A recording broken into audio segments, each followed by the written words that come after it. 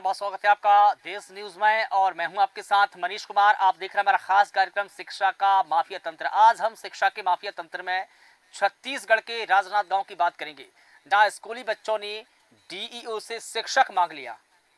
तो इस बात पर जो डीईओ महोदय थे वो आग बबूला हो गए, बच्चों को हड़काने लगे। शिक्षकों की मांग करना कब से गुनाह हो गया डीईओ साहब, आप बता दीजिए।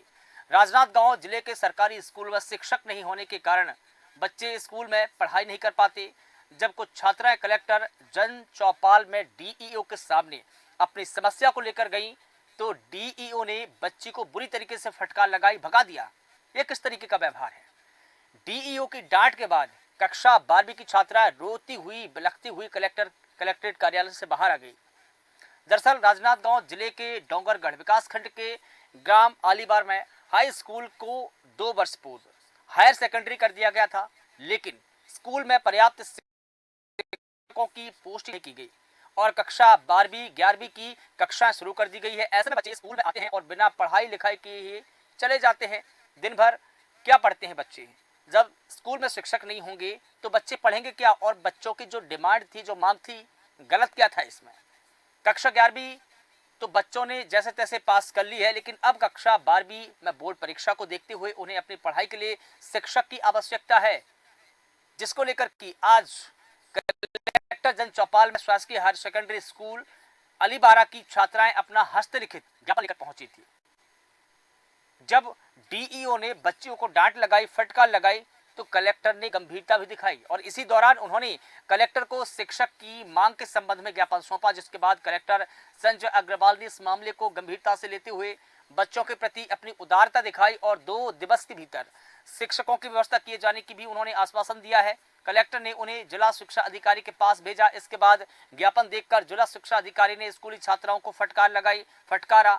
छात्राओं ने अपने ज्ञापन में कहा था कि 3 दिवस के भीतर यदि स्कूल में शिक्षक की व्यवस्था नहीं की गई तो सभी विद्यार्थी, सभी छात्र आंदोलन करेंगे और स्कूल में ताला लगा देंगे। ये कहीं ना कहीं डिमांड की गई थी, लेकिन आंदोलन भी अगर छात्राएं करती तो भी इसमें गलत क्या था? आंदोलन करना, डिमांड करना, ये हमारा मौलिक अधिकार है, छात्राओं को भी और सभी का।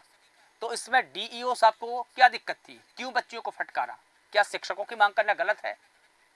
ज्ञापन देखकर डीईओ साहब भड़क गए। शिक्षक की मांग को लेकर छात्र छात्राओं द्वारा ज्ञापन को देखते हुए जिला शिक्षा अधिकारी ने शिक्षक मांगने पहुंची छात्राओं को ही फटकार लगा दी। कक्षा 12वीं बायो की छात्रा आरती साहू का कहना है कि डीईओ ने ज्ञापन देखकर कहा कि आवेदन में यह सब लिखने कौन सिखाया है, कौन बताया है? उन्होंने यहाँ तक कह दिया कि जिंदगी भर जेल की हवा खाओगे, समझ आ जाएगा। इसके बाद छात्राएं रोने लगी, बिलखने लगी और रोते हुए बाहर निकल गई। क्या डीईओ साहब छात्राओं को जेल भेज सकते हैं? क्या ये उनका अधिकार है? क्या छात्राओं की जगह जेल में है या स्कूल में है? अगर उन्होंने गलत आवेदन लिखा भी था हस्तलिखित, तो गलत क्या किया था छात्राओं ने? सबसे पहले वो छात्रा का हम बयान सुनाएंगे कि छात्रा ने इस पूरे मुद्दे को लेकर क्या कुछ कहा है, उसके बाद इस पूरे मुद्दे पर चर्चा शुरू करेंगे। हम लोग कलेक्टर सर के पास गए थे तो उसने सर ने ना हम लोगों को डीओ साहब के पास भेजा कि हम लोग 2 दिन में व्यवस्था करते हैं टीचर्स की, लेकिन डीओ सर ने हमसे बदतमीजी से बात की। बोलते हैं ऐसी बहस मत करो, चलो जाओ यहाँ से। क्या ये सब लिखा हुआ एप्लीकेशन में कौन सिखाया है तुम लोगों को लिखने के लिए? जिंदगी भर जेल का वो करोगे ना, समझ आ जाएगा, ऐसे वैसे करके बोले हम लोगों को। और हमारा जो क्या मांग रही है बेटा? शिक्षक 2 साल हो गए, एक भी टीचर्स नहीं है, तो हम लोग टीचर्स की मांग करने के लिए गए थे। कितने टीचर नहीं है? एक भी 11th-12th पिछले साल से खुला है, लेकिन 11th को जैसे तैसे करके हम लोग पास कर ले, लेकिन 12th हमारा बोर्ड है, बोर्ड हमारा बेस है, तो हम लोग कैसे फाइट करेंगे उसको? तो हम लोग टीचर्स की मांग करने के लिए गए थे, तो वैसे ही बोल दिया डीओ सर। आपके स्कूल का क्या नाम है? कितने बच्चे हैं जिसमें पढ़ाने के लिए एक भी शिक्षक नहीं है? हाँ, गवर्नमेंट हायर सेकेंडरी स्कूल अलीबारा से है हम लोग, और 4 टीचर्स बस है, वो भी 9th-10th के लिए है, 11th-12th के नहीं है। वो सर मैम जो है वो 160। अभी क्या चाह रहे हो? अभी हमारे पास टीचर आ जाए ऐसे करके बोलने के लिए आए थे, लेकिन डीओ सर ने हमको ये सब बोल दिया। तो सुन रहा होगा सिस्टम, रो रहे हैं बच्चे। राजनांदगांव में ये डीईओ की दबंगई है। छात्राओं का सवाल है कि हमने 11वीं की कक्षा तो जैसे तैसे पास कर ली है, कक्षा 12वीं में फाइट कैसे करेंगे? स्कूल में कक्षा में शिक्षक नहीं है, ये मांग बच्चों की जायज़ है। डीईओ साहब उनको जेल भेजने की धमकी क्यों देते हैं? डीओ साहब क्या उनको जेल भिजवा सकते हैं? मैं डीओ साहब से भी पूछता हूँ। शिकायत पर आग बबूला हो गए, आपने जेल भेजने की धमकी दी, बच्चे रो रहे हैं। बच्चों ने कहा सर हमारे स्कूल में टीचर नहीं है, बच्चियों ने स्कूल के लिए शिक्षक मांगा तो डीओ ने छात्राओं को जेल भेजने की धमकी दे डाली। ये कितना सही है? इस पूरे मुद्दे पर हम चर्चा शुरू करेंगे। हमारे साथ में स्थानीय संपादक छत्तीसगढ़ से सुनील नामदेव जी जुड़ गए हैं, जो इस पूरे मुद्दे की पड़ताल उन्होंने की है, विस्तार से जानकारी देंगे। सुनील जी, बहुत स्वागत करता हूं आपका देश न्यूज में। आपसे समझना चाहूंगा, जिस प्रकार से बच्चियां रो रही हैं, उनकी आंखों से आंसू निकल रहे हैं, सिस्टम को ये नागबार गुजरी कि उन्होंने शिक्षक मांग लिया, पढ़ाई के लिए एक टीचर ही तो मांगा था, क्या गलत था इसमें?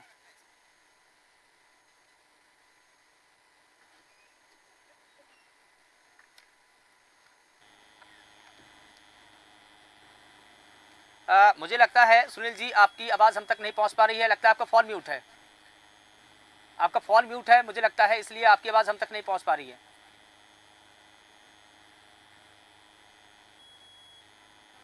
नहीं सर, आपकी आवाज हम तक नहीं पहुंच पा रही है, मुझे लगता है कुछ गड़बड़ है आपके फोन में, उसको दुरुस्त करें। तो शिकायत सुनकर डीईओ ने छात्रों को फटकारा, आंसू बहाते हुए दफ्तर से बच्चियां बाहर निकली। बच्चों पर डीईओ की ये कैसी दादागिरी है? क्या डीओ साहब ऐसे ही शिक्षकों पर दादागिरी करते हैं, अन्य बच्चों पर भी ऐसे ही दादागिरी करते हैं?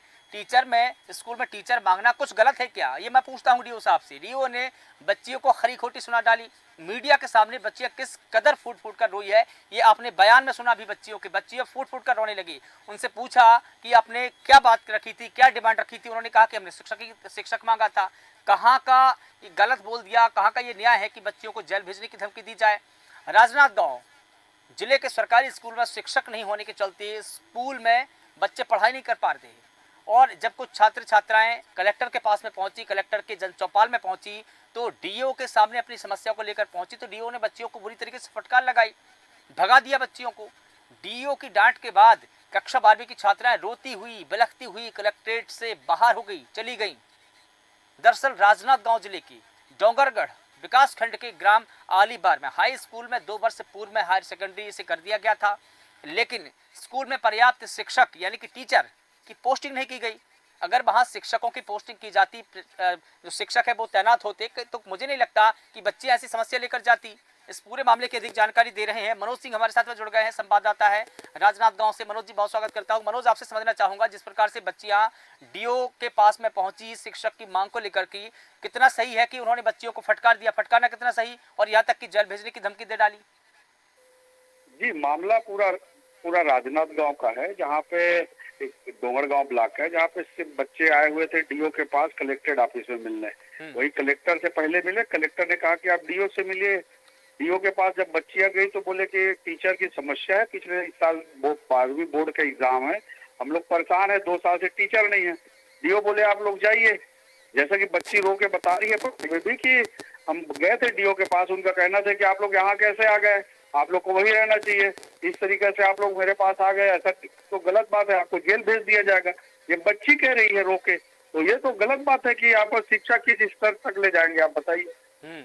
लगातार इस मामले में कांग्रेस राजनीति भी कर रही है और लगातार गुस्से में पूरे जिला है। जी बिल्कुल ठीक है, लेकिन देखिए बच्चों की जो मांग है वो तो एक प्रकार से देखा जाए तो जायज है। बच्चियों का ये कहना है कि हमने कक्षा 11वीं तो जैसे तैसे पास कर ली है, लेकिन हमारे सामने कक्षा 12वीं भी तो देखना है, हम कैसे फाइट करेंगे क्योंकि बोर्ड परीक्षा है। बिल्कुल सही बोल रहे हो आप। पिछले 2 साल से शिक्षक नहीं है, इस साल बोर्ड का पेपर है, तो किस तरीके से बच्चे फाइट करेंगे? यही तो कहना, यही तो मजबूरी है उनका। बच्चे नहीं है, बच्चे है लेकिन टीचर नहीं है, स्कूल है टीचर नहीं है, तो कैसे पढ़ाई होगी?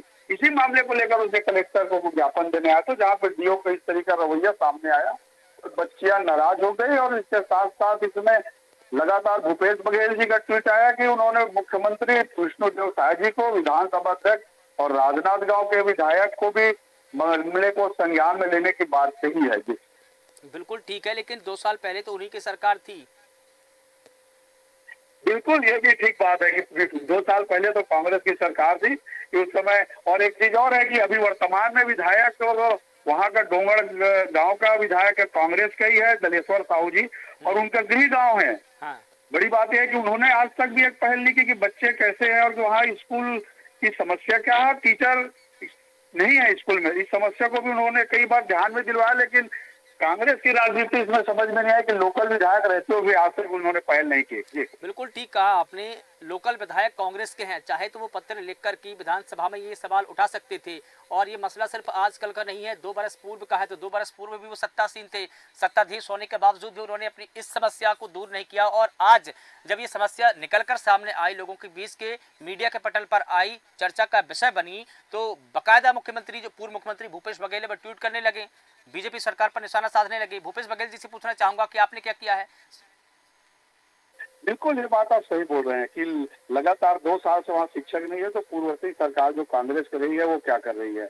वर्तमान में जो वहाँ के विधायक है, खुद उनके गृह गांव है जहाँ पे जो समस्या बनी हुई है, उनके गांव का समस्या है। बच्चे आए हुए थे, लगा ये पूरा, अगर मीडिया नहीं होती, मीडिया ने ही इनको पूरा कर इनको किया है हाईलाइट, तभी ये संज्ञान में इन लोग लाए। और कल ही तत्काल शिक्षक की व्यवस्था आज कलेक्टर द्वारा कही जा रही है। बात की शिक्षक वैकल्पिक रूप से शिक्षक की नियुक्ति की जाएगी। बिल्कुल मनोज जी, 1-2 सवाल और है यहाँ पर। देखिए, जिस प्रकार से एक मीडिया के पटल पर जब ये चर्चा का विषय बनी तो सभी लोगों की निगाहें उन पर गई, उनके ध्यान आकर्षण उनका हुआ। लेकिन 2 साल पहले किसी का इस ओर ध्यान नहीं था। बच्ची को कहना है कि हम कक्षा 12वीं कैसे फाइट करें, ये वाजिब सवाल है बच्चियों का। तो यहाँ पर मैं ये जानना चाह रहा हूँ कि यहाँ पर कितनी और बच्चियाँ हैं, कितने यहाँ पर स्टूडेंट हैं जो इस स्कूल में पढ़ाई करते हैं? बिल्कुल, 11वीं क्लास से लगी हुई है। पिछले साल 11वीं में थे, तो इस साल 12वीं में कम से कम वहाँ 76 छात्र बताए। जी, इसी कारण इन लोग कलेक्टर लगातार आए थे। आवेदन तो लगातार पिछले समय भी देने की बात कही जा रही है कि हमारे यहाँ पिछले समय 11वीं क्लास के बाद 12वीं आए तो है ही नहीं एक टीचर, तो कैसे पढ़ाई होगी। 11वीं के बाद कहाँ जाएंगे बच्चे, क्योंकि राजनांदगांव जिला मुख्यालय से कम 35 किलोमीटर दूर है गांव, तो आने जाने में भी तकलीफ हो गया यहाँ 12वीं पढ़ने के लिए। डोंगरगांव भी वहाँ से करीब 25 किलोमीटर है, तो आने जाने में बच्चियों को तकलीफ का सामना करना पड़ रहा है। इसीलिए लगातार इन लोग गुहार लगा रहे थे कि टीचर की नियुक्ति कम से कम हो तो आगे पढ़ाई कर सके। बच्चियां पढ़ाई करना चाह रही हैं तो उनको टीचर उपलब्ध होगा तभी पढ़ाई हो पाएगी। अब टीचर नहीं है तो आप देख सकते हैं कि सरकारी स्कूल का क्या हाल होगा। हालात बद से बदतर होते चले जा रहे हैं। ठीक है मनोज जी, बने रहिएगा। दीपंकर जी हमारे साथ में जुड़ गए हैं, वरिष्ठ पत्रकार हैं। सर, आपका बहुत स्वागत करता हूं देश न्यूज में। जिस प्रकार से हम एक डीईओ जिला शिक्षा अधिकारी की दबंगई देख रहे हैं कि वो बच्चियों को हड़काते हुए नजर आ रहे हैं, फटकार लगा रहे हैं। और बच्चियों का गुनाह सिर्फ इतना है, उन्होंने बस इतना ही तो मांगा था कि हमको शिक्षक दे दीजिए ताकि हम उच्च शिक्षा ग्रहण कर सकें और आगे की पढ़ाई कर सकें, अपने भविष्य को बना सकें, देश के भविष्य को बना सकें। इतनी सी मांग को लेकर के उन्होंने जेल भेजने की धमकी दे दी। ये कितना जायज है, क्या कहेंगे आप? निश्चित रूप से कल की जो घटना है वो शिक्षा व्यवस्था की सरकारी पोल को खोल रही है। सवाल यह उठता है कि सरकारी स्कूलों के अंदर जिस कदर शिक्षकों की कमी है वो महज एक स्कूल उदाहरण बन सकता है, पर कहीं न कहीं 45% जो शालाएं हैं उस शालाओं का यही हाल है।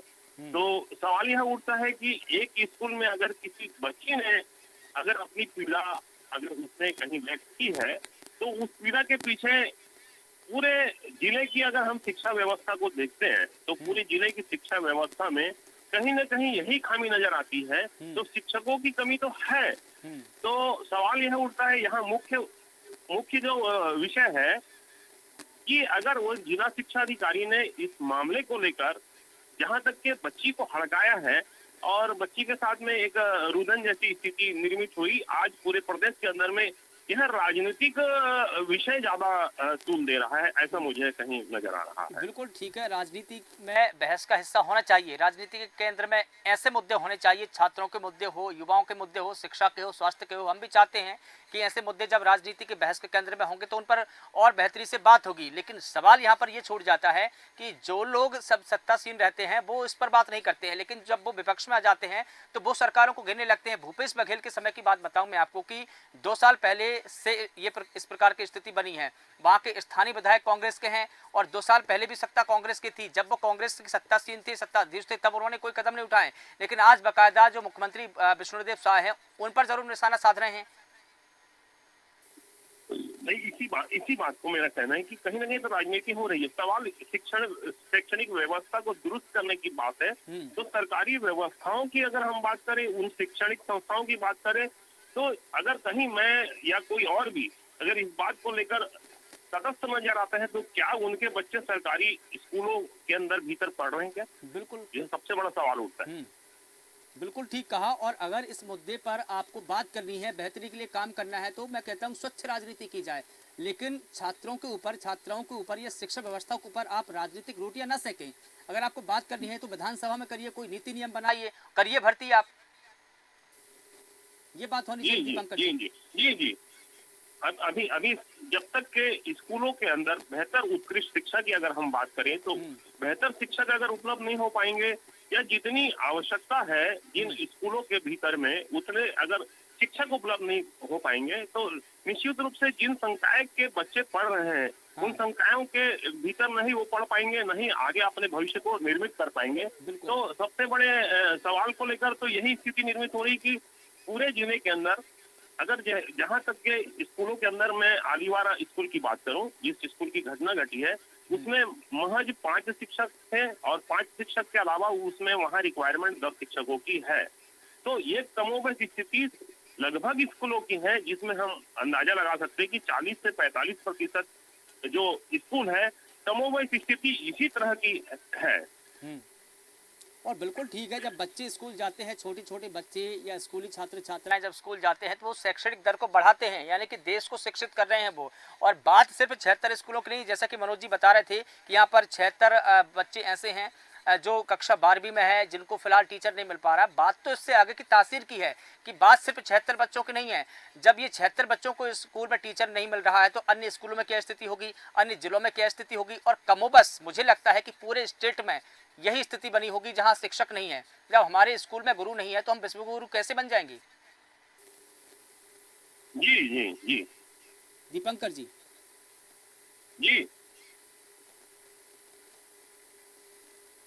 दीपंकर जी, मैं ये बोल रहा था कि कि जैसा आज निश्चित रूप से शिक्षक दिवस है, और शिक्षक दिवस के जो ये अवसर है, उस अवसर में भी अगर प्रदेश आज कहीं न कहीं या जिला या स्कूल जो है शिक्षकों से जूझ रहा है, तो ये सबसे बड़ा प्रश्न जो है वो आज सामने खड़ा है। बिल्कुल ठीक है। मनोज जी, मैं आपसे जानना चाहूंगा, दीपंकर जी बने रहिएगा हमारे साथ में।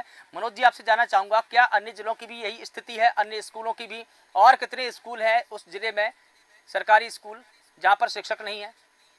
जी, सरकारी स्कूल की बात की जाए तो सरकारी स्कूल का भी जैसे आत्मानंद पिछली सरकार ने खोले हुए थे, जहाँ पे वेतन के भी लाले भी पड़ रहे हैं। लगातार वनांचल क्षेत्र में भी आप देख सकते हैं कि स्कूलों की हालत भी ठीक नहीं है। स्कूलों की हालत ठीक नहीं है, शिक्षकों की कमी है। कई शिक्षक वनांचल में आप देखेंगे कि लगातार इस वहाँ से खबरें आती है, जैसे मोहला मानपुर हो गया, खैरागढ़ के जो अंदरूनी इलाके हैं, वहाँ पे टूटी फूटी स्कूलें, छत नहीं है, छत से पानी टपक रहे हैं, बच्चे स्कूल जा नहीं पा रहे हैं। टीचर की बात तो छोड़िए, स्कूल भी ठीक नहीं हो पा रहे हैं। तो लगातार सरकार को इसमें ध्यान देना चाहिए कि सरकारी स्कूल, मतलब सरकारी स्कूल के साथ साथ टीचर भी उपलब्ध हो और भवन भी उपलब्ध हो। तो सरकार इस दिशा में बड़ा प्रयास करेगी, तो छत्तीसगढ़ में निश्चित रूप से सरकारी स्कूलों को बढ़ावा मिलेगा। जी ठीक है, आप लगातार बने रहिएगा। रूपेश दुबे जी हमारे साथ में जुड़ गए हैं, प्रदेश प्रवक्ता है कांग्रेस पार्टी के। रूपेश जी, बहुत स्वागत करता हूं आपका देश न्यूज में। जैसा हम देख पा रहे हैं कि सरकारी सिस्टम कितना बदहाल हो चुका है कि राजनांद गांव में डीओ ने बच्चों को इस बात पर हड़काया कि वो सिर्फ छात्रों की बात करने गई थी, छात्रों की मांग करने गई थी। अब जब वो छात्र शिक्षक नहीं होंगे स्कूलों में, तो छात्र पढ़ाई कैसे करेंगे? कक्षा 12वीं में फिलहाल वो बच्चियां हैं, वो कैसे फाइट करेंगी? कक्षा 12वीं बोर्ड की परीक्षा होती, क्या कहेंगे आप?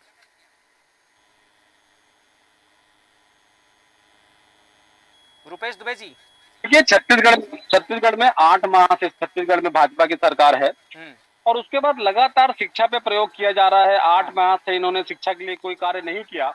और जब बच्चियां अपने शिक्षा अध्ययन के लिए कलेक्टर जनदर्शन में जाते हैं, कलेक्टर महोदय बकायदा 2 दिन में उनका व्यवस्था करने की बात करते हुए डीओ से मिलने की बात की जाती है, तो डीओ का एक अव्यवहारिक रूप अपनाना और धमकी देना, बच्चों को जेल भेजना, ये क्या बच्चों के प्रति पूर्वाग्रह या दबाव की राजनीति, प्रशासनिक आतंकवाद का पर्याय है। और सबसे महत्वपूर्ण बात यह है कि एक डीओ को बचाने के लिए अब जिस प्रकार से मातृत्व अवकाश में जो शिक्षिका है, उसके अवकाश को समाप्त कर मातृत्व पर चोट करने का प्रयास किया गया है। और साथ ही साथ सबसे महत्वपूर्ण बात यह है, छत्तीसगढ़ सरकार, छत्तीसगढ़ शासन के द्वारा अटैचमेंट कि नियमावली को समाप्त कर दिया गया है और अपने आप को बचाने के लिए इनके द्वारा अटैचमेंट की कार्रवाई की गई है। तो इन्होंने जहां बच्चियों के साथ दुर्व्यवहार, मातृत्व अवकाश को समाप्त करके मातृत्व के साथ चोट और सरकार के नियमों की अवहेलना की गई है, पूरी तरह से इस मामले में जिला शिक्षा अधिकारी राजनांदगांव दोषी हैं। अतः छत्तीसगढ़ सरकार को संज्ञान में लेकर के उन पर तत्काल कार्रवाई करनी चाहिए।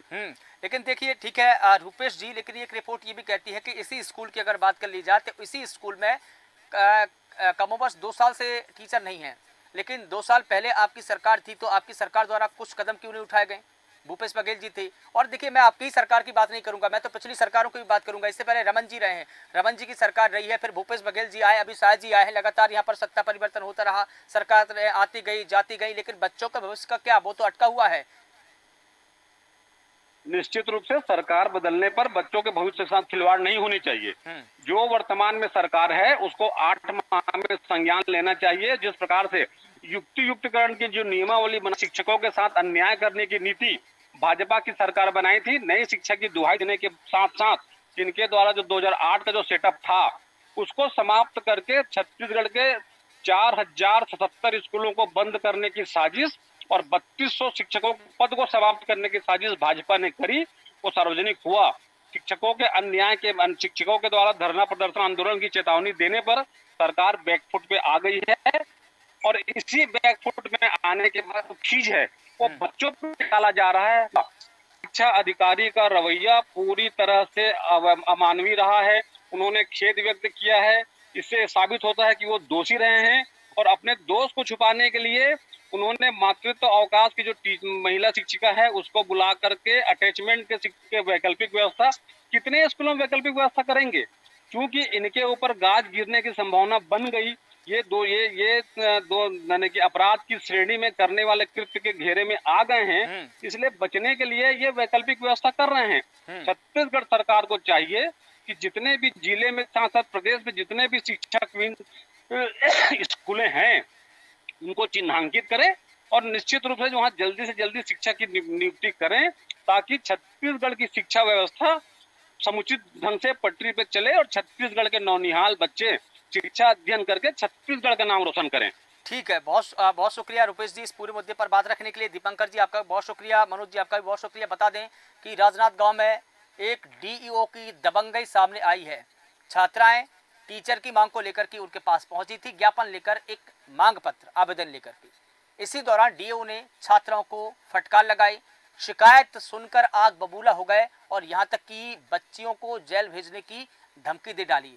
बच्चियां आहत होकर रोते बिलखते कलेक्टर कार्यालय से बाहर आई। मीडिया ने जब पूछा कि बच्चियां क्यों रो रही है तो उन्होंने बताया कि जब हमसे शिक्षक की मांग को लेकर के गए हुए थे तो हमसे कहा गया कि आपको जेल भेज देंगे, हमको धमकियां दी गई है, हड़काया गया है, फटकारा गया है। कितना सही है?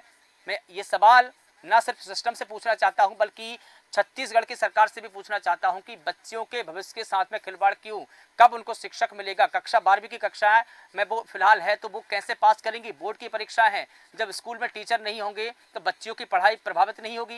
ये सवाल सभी के सामने छोड़कर जा रहा हूं। फिलहाल देश न्यूज़ के खास कार्यक्रम में बस इतना ही। देश और दुनिया की तमाम बड़ी खबरों के लिए आप लगातार बने रहिए देश न्यूज़ के साथ। नमस्कार।